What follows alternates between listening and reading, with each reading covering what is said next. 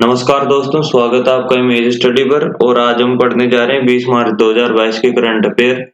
Start करते हैं। पहला क्वेश्चन है, किस राज्य सरकार ने एक खेल नीति 2022 से 27 का अनावरण किया है? तो इसका सही आंसर हो जाएगा गुजरात।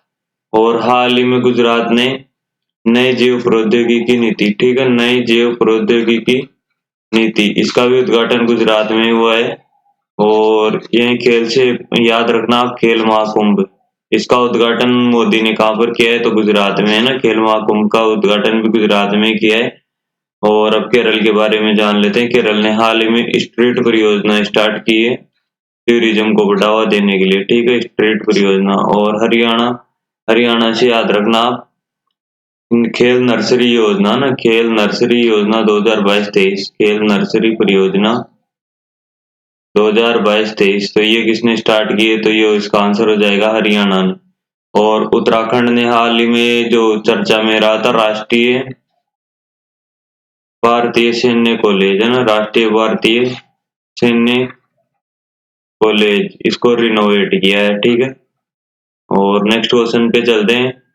भारत का पहला वर्ल्ड पीस सेंटर कहाँ स्थापित किया जाएगा? तो इसका सही आंसर हो जाएगा, वर्ल्ड पीस सेंटर कहाँ पे स्थापित किया जाएगा?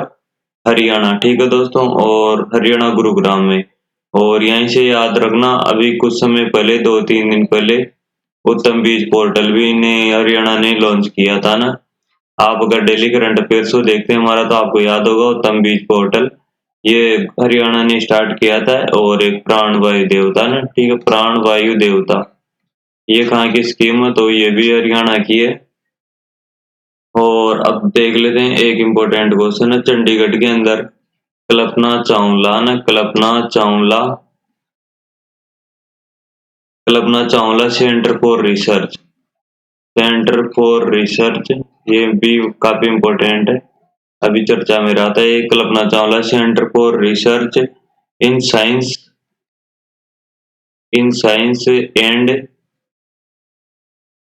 स्पेस टेक्नोलॉजी ना, स्पेस टेक्नोलॉजी पार्क, ये इसका उद्घाटन किया गया चंडीगढ़ में। और मेरठ से याद रखना, मेजर ध्यानचंद है ना, मेजर ध्यानचंद खेल यूनिवर्सिटी, मेजर ध्यानचंद खेल यूनिवर्सिटी, इसका उद्घाटन किया गया मेरठ में। इसको याद कैसे करोगे आप? यूनिवर्सिटी, इसको याद रख लेना, मेजर और मेरठ है ना, इसे याद रख लेना, मेजर का मेरठ में उद्घाटन किया गया है, ठीक है। और गुजरात में क्या किया गया है? तो गुजरात से याद रखना, भारत का जो पहला हरित औद्योगिक शहर है ना, भारत का पहला हरित औद्योगिक शहर, ये कहाँ पर स्थापित किया गया है? तो इसका सही आंसर हो जाएगा कांडला बंदरगाह ना, ये कांडला बंदरगाह गुजरात में ये पहला शहर बना है, कांडला शहर, ठीक है। SEZ बोलते हैं इसे, स्पेशल इकोनॉमिक जोन है ना, ये हरित औद्योगिक शहर बना है पहला, है ना, पूरे भारत का। और वर्ल्ड पीस सेंटर हरियाणा हो ही जाएगा। नेक्स्ट क्वेश्चन चलते हैं। फिडे शतरंज ओलंपिक 2022 की मेजबानी कौन सा देश करेगा? तो इसका सही आंसर हो जाएगा हमारा प्यारा भारत है ना, फिडे शतरंज ओलंपिक 2022 की मेजबानी करेगा। और पेरिस से भी आपको कुछ चीजें याद आ रही होगी, रग्बी वर्ल्ड कप है ना, रग्बी वर्ल्ड कप है ना, रग्बी वर्ल्ड कप, तो इसकी मेजबानी कर रहा है पेरिस है ना। तो आपको पता होना चाहिए, रग्बी में सबसे ज्यादा प्लेयर होते हैं, कितने होते हैं? 15 प्लेयर होते हैं रग्बी में। और एक चीज और, यहाँ रग्बी वर्ल्ड कप 2023 तो फ्रांस पेरिस में होगा, फ्रांस पेरिस में। और 2024 का जो समर ओलंपिक होगा ना, समर ओलंपिक, ये कहाँ पर होगा? ये भी आपका यहीं पर होगा, पेरिस फ्रांस में। और चीन से याद रखना आप, विंटर ओलंपिक है ना, विंटर ओलंपिक। अभी आपको पता है समर ओलंपिक को तो टोक्यो जापान में हुए थे, और विंटर ओलंपिक ये आपके चाइना में हुए थे। और विंटर ओलंपिक के अलावा चाइना, ये तो हुए थे बीजिंग में, ठीक है, बीजिंग में। और कौन सा खेल होस्ट कर रहा है? जो चीन का हांगजू शहर है ना, हांगजू, इसमें होने वाले एशियाई खेल है ना, एशियाई खेल और एशियाई पैरा खेल, ये दोनों को दोनों ये चीन का हांगजू शहर होस्ट करेगा। और फिर उसे कुछ याद आ रहा होगा, फीफा अंडर 17 है ना, फीफा अंडर 17 इनको होस्ट करेगा ना, ये पेरू, ठीक है। पेरू कैपिटल क्या है? लीमा, ठीक है। फीफा अंडर 17 वर्ल्ड कप 2023 को पेरू होस्ट करेगा। और वहीं बात करें कि फीफा अंडर 20, तो इनको कौन होस्ट करेगा? तो इनको होस्ट करेगा इंडोनेशिया। ठीक है दोस्तों, नेक्स्ट क्वेश्चन पे चलते हैं हम। वर्ल्ड हैप्पीनेस रिपोर्ट इंडेक्स 2022 में भारत की रैंक क्या है? तो इसका सही आंसर हो जाएगा 136, है ना, 136 पे। वैसे हम बहुत ज्यादा दुखी हैं भारत के लोग, क्योंकि यार देखो मतलब 136 पे रैंक आई है। और 2021 की बात करूँ तो हमारी रैंक थी 139 की। थोड़ा कुछ मतलब सुधार हुआ है माइनर सा, पहले 139 पे थे वर्ल्ड हैप्पीनेस रिपोर्ट में, और अब 136 पर है। यहीं पर ध्यान रखना। तो किसने किया है इनमें सबसे ज्यादा खुश है पूरी दुनिया का देश, वो है फिनलैंड, है ना, जिसकी कैपिटल है हेलसिंकी। और इसको जारी कौन करता है वैसे वर्ल्ड हैप्पीनेस इंडेक्स रिपोर्ट को? तो इसका सही आंसर हो जाएगा United nation sustainable development solution network. ठीक है, ये याद रखना, यूएनएसडीएस ये इसे जारी करता है, United nation sustainable development solution network. और 140 से कुछ याद आ रहा है, ग्लोबल जेंडर गैप, है ना, ग्लोबल जेंडर गैप इंडेक्स, है ना, जेंडर गैप इंडेक्स में भारत की रैंक है 140, और इसमें टॉप किया है आइसलैंड ने। ठीक है, और ये बाय द वे जारी कौन करता है? World economic forum. ठीक है दोस्तों, और 122 से कुछ याद आ रहा है? क्या याद आ रहा है? ग्लोबल यूथ इंडेक्स 2021 ये जारी हुआ था। इसके अंदर भारत की रैंक थी 122वीं, और ये इसे जारी कौन करता है वैसे?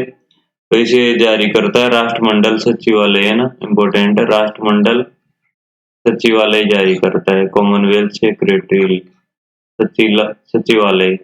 और वैसे इसमें टॉप किसने किया था ग्लोबल यूथ इंडेक्स में? तो इसमें टॉप किया था सिंगापुर ने। ठीक है दोस्तों, और ये और देख लो 43।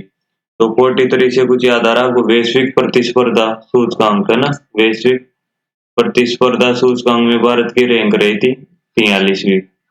और इसमें टॉप कौन किसने किया था? तो इसका सही आंसर हो जाएगा स्विट्जरलैंड, है ना, Switzerland.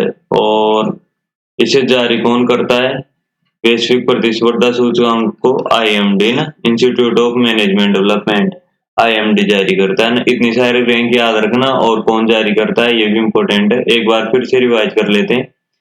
World happiness index Bharat की रैंक 136 और टॉप फिनलैंड ने, और जारी करता है यूएनएसडीसी, है ना। और 140 ग्लोबल जेंडर गैप इंडेक्स में 2021 में भारत की रैंक है टॉप आइसलैंड ने किया, और जारी करता है वर्ल्ड इकोनॉमिक फोरम। और ग्लोबल यूथ इंडेक्स में भारत की रैंक 122 है, जिसे राष्ट्रमंडल सचिवालय जारी करता है, और सिंगापुर ने टॉप किया।